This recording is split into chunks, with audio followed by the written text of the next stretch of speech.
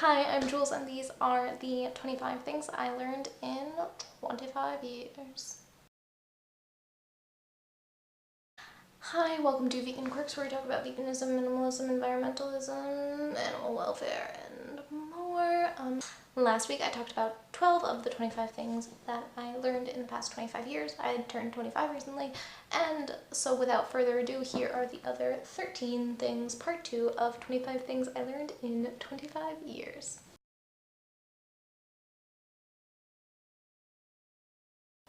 It is okay to have lost passion. I've always been someone who felt like grasping passion is something hard to do. I've never been like the most super passionate person ever. It's something I super admire about other people when they like love something so deeply. It's not me. And it's okay to have lost passion for something and decided it wasn't for you anymore. This is what happened to me with chemistry. I studied chemistry. I have a degree in chemistry, and I decided I was done with it, and I moved to China, just up and left. And it was one of the best decisions of my life to not keep pursuing chemistry when I no longer loved it. Take opportunities. Yeah, this again, all wrapped up in the best decision I've made in my life. Like a couple of these ones now are all this thing, which is that I took the opportunity to go to China. I took the opportunity to do an internship while I was in school. That was in Australia. I took the opportunity to study abroad when I was able to.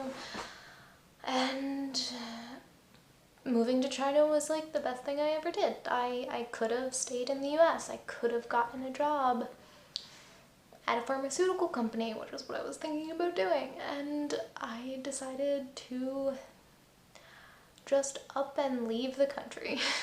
And it was really good. Listen to your gut. This one is also super intertwined with the rest of them. I knew that the pharma job I almost took was wrong for me. Like I had an interview. I got called later that day being like, we want you for the job, we need an answer by tomorrow, which was, by the way, not like normal, and I was like, wait, what? And it was a whole thing. Like I was through, like the job I got was through an agent, and the agent was kind of like, you said you might take this job, and now you're going back on it? That's like not really gonna look good for you. And like, yeah, I didn't know I'd have 24 hours to make this decision. Okay, but like my gut really just, I talked to other people about it. Like I spent that 24 hours like calling my mom, running around campus, talking to my friends. And I was just like, oh, I really don't want this, and it's gonna be bad for me. So I didn't do it. I love being somewhere new. I love novelty. I love moving. Since I turned 18, I have not lived in the same place for more than a year. Like the same physical space. So like I lived on campus at my school for 4 years, but I was moving to a new dorm room every year. I lived in Chengdu for 2 years, but I lived in different apartments, and then I moved to Shenzhen and I lived in a different apartment there. I'm only probably going to be living here for 6 months, and I kind of love that. Like I love traveling itself, but I also love like making a new space my own and finding like little nooks and crannies and like deciding where everything goes and organizing, and I like traveling, and I like seeing new like parts of the world and new food and new culture, and so like just novelty in my surroundings is something that like I treasure a lot. This one's a little tough for me to talk about, but it's that I need to stop looking up and also looking down at people. I spent more of my life being someone who looks up to people, but I won't say that I am not guilty of feeling myself to be in a position of like betterness. And I think that objectively, I feel like we shouldn't assign value to humans based on much of anything. Like first of all, there's so many factors that like you can't understand a human just by your interactions with them, but like society places a lot of value on money, but also on education and things like the way that we speak or the things that we say or the things that we do. And like, you guys might be thinking, dude, this person's a vegan, how do you not like look down on other people? Because that's not the fuck what veganism is about.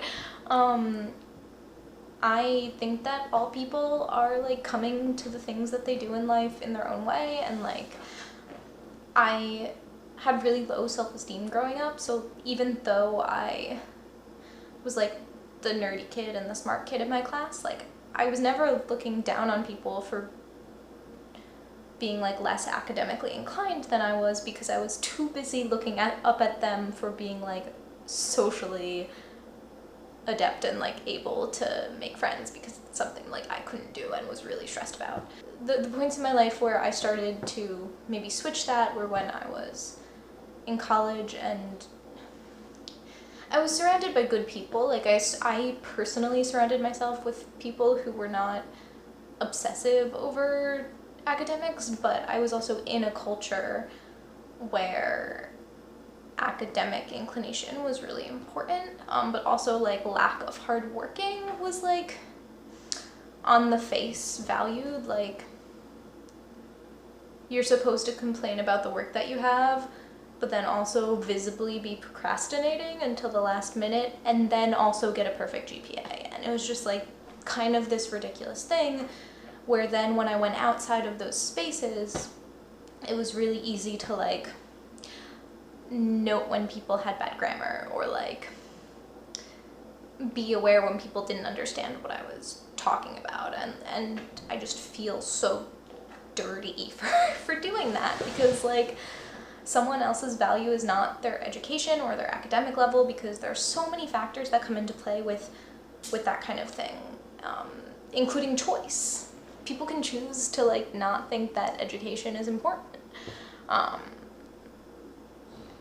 And also like access is such a big deal, and especially like living in a lot of different places, I think you also learn that quality as a person can't be related to the way that they speak, because I mean, first of all, I've interacted with native English speakers from basically all over the world, and like we all speak super differently, and I don't speak perfectly, and I've interacted with also non-native English speakers that are sometimes the smartest people I've ever met, but make grammar mistakes because it's not their first language, and most people aren't perfectly bilingual or trilingual. Like, that's not how lingualism, I'm gonna say linguistics, that's not how linguistics works. So long story short, I've learned a lot about the fact that I really need to stop placing value on people for lots of different reasons. This one's a little redundant, but routine has helped my mental health. I talked a little bit about routine in the other video, but routine has been so integral in like me getting stuff done, but also feeling good, like waking up at the same time in the morning and exercising and whatever. Yeah, it just seems really important. But I wanted to kind of reiterate that point so I could get into the next thing. Letting go is okay. This is something I'm still learning. I get stuck in my routines. I get in ruts, and I get upset when I don't accomplish as much as I want to in a day, and this is actually something Ryan has taught me more than anything, is that like it's okay to let go and not have a plan. It's okay if if I spend a Sunday not doing anything though, like if I spend a Sunday just watching TV all day, I'm not going to die. It's not going to ruin my career, it's not going to ruin my life, it's fine. Because some people, like, you need to let go sometimes. And I think that I'm really bad at that. And I know that like sometimes it is good for me mentally to like really take a break from like the things I'm working hard on. But it's something that does not come easily to me at all. It really doesn't.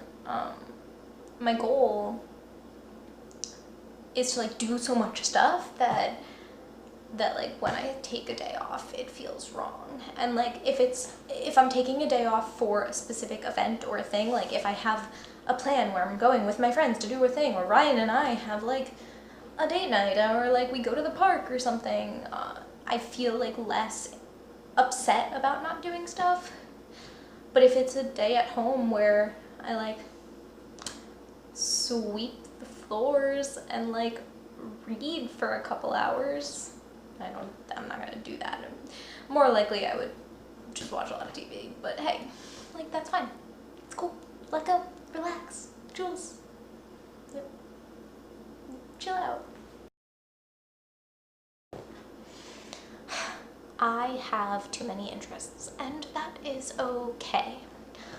This kind of goes back to the idea of like losing passion and what is passion and who has it, and like I think I struggle with the idea of this because I'm not like the person that has a passion and becomes an expert. Most people don't have just one thing, but like this is again kind of something I see in Ryan, and in a lot of the people I choose to surround myself with, because I like the drive and the energy of someone who loves something so deeply that they don't want to do anything else. Like for me, I'm happy to take like kind of any job that will pay me.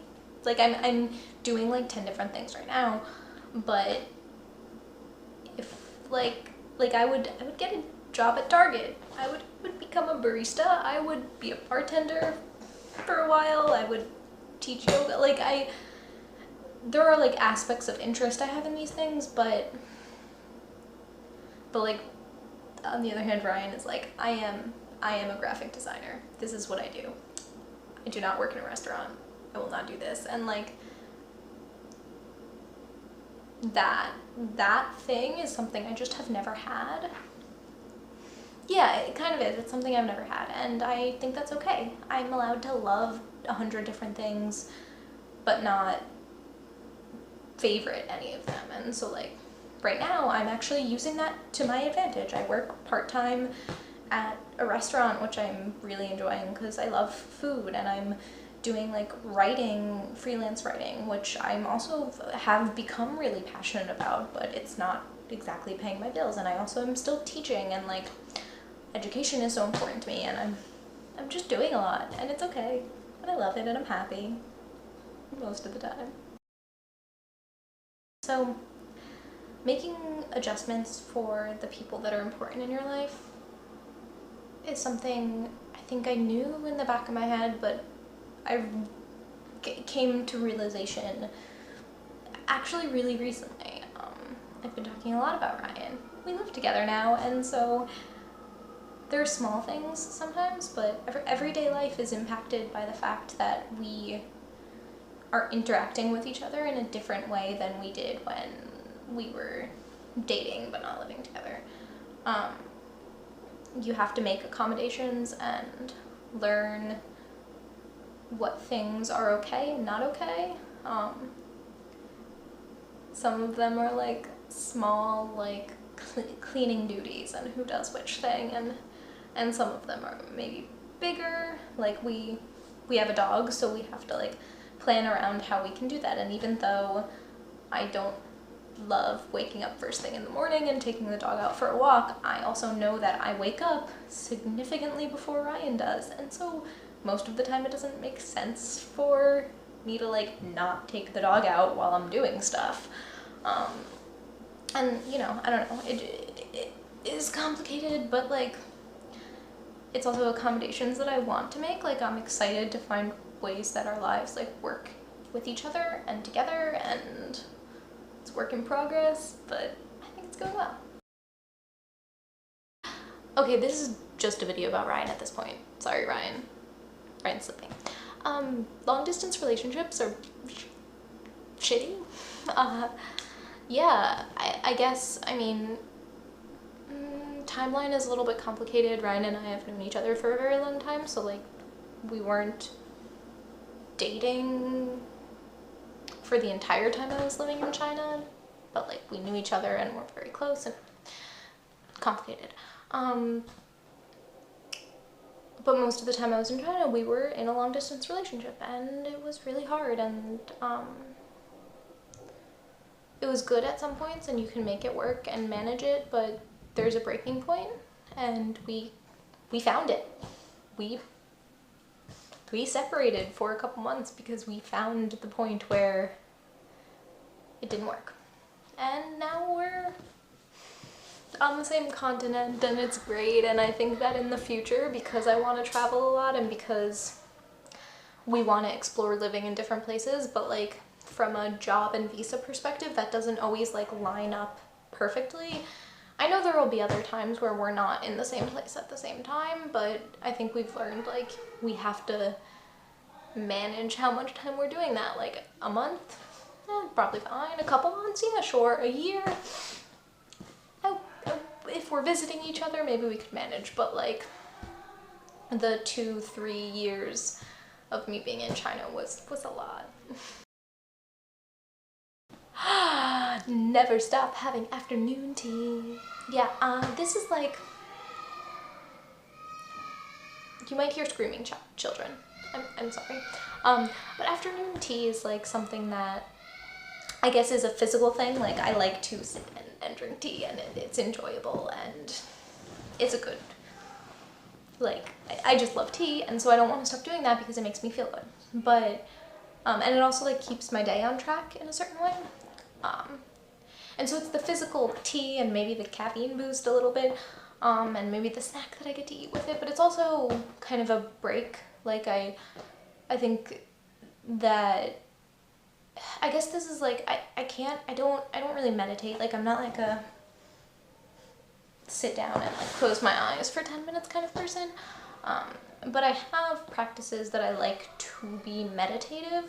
I'm working on it because I also literally like am listening to like podcasts or watching videos like in the background of everything that I'm doing, and I know I do it too much.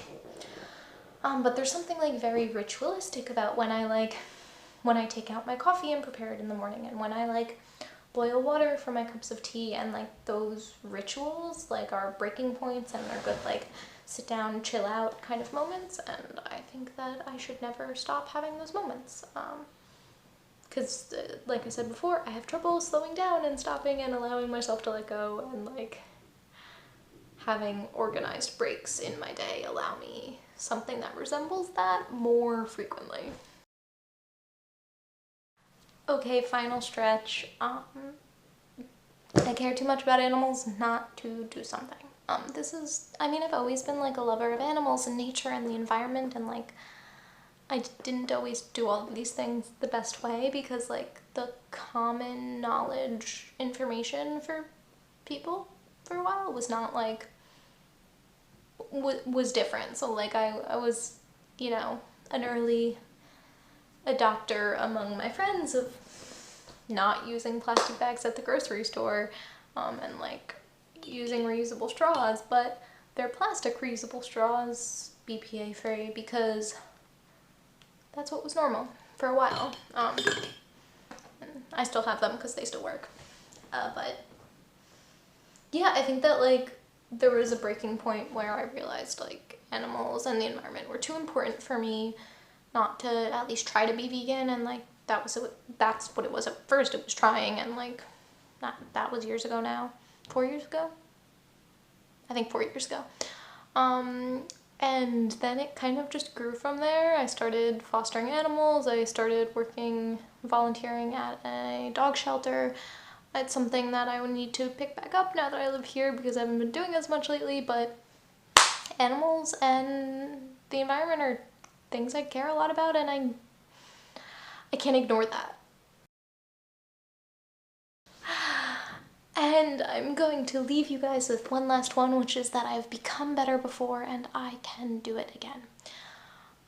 What I mean is that we make improvements throughout our entire lives, and like when you're young, they seem natural, like not necessarily always easy, but like for many people it's just, you know, you learn how to crawl and then how to walk and then how to run, and those are improvements you make in your life and your capabilities, and like to your parents they seemed like accomplishments, but like you also then take for granted the fact that you can do them if you're a person that can. Of course, not everyone has those capabilities. But like, I think I get stuck in places where I'm like, I'm never going to be better and I'm always going to be bad at a thing. Like, this is what I tell myself. And I've learned that I need to recognize that that's not true, and if I work at something, I will get better at it. Like, I'm not like a super amazing professional artist because I don't work as hard on it, but like, if I wanted to be better at art, I could by spending more time on it. If I wanted to be a better dancer, I could be by spending more time on it. And I've become better before and I can improve again. And I think that's something that everyone should try to remember, that even when something feels frustrating, it doesn't mean you can't improve. Just gotta keep going. And that is all I have for you guys today. Thank you so much for watching. I hope you enjoyed these very long videos. I will be back next week, hopefully with slightly more manageably sized videos. I'll see you next time.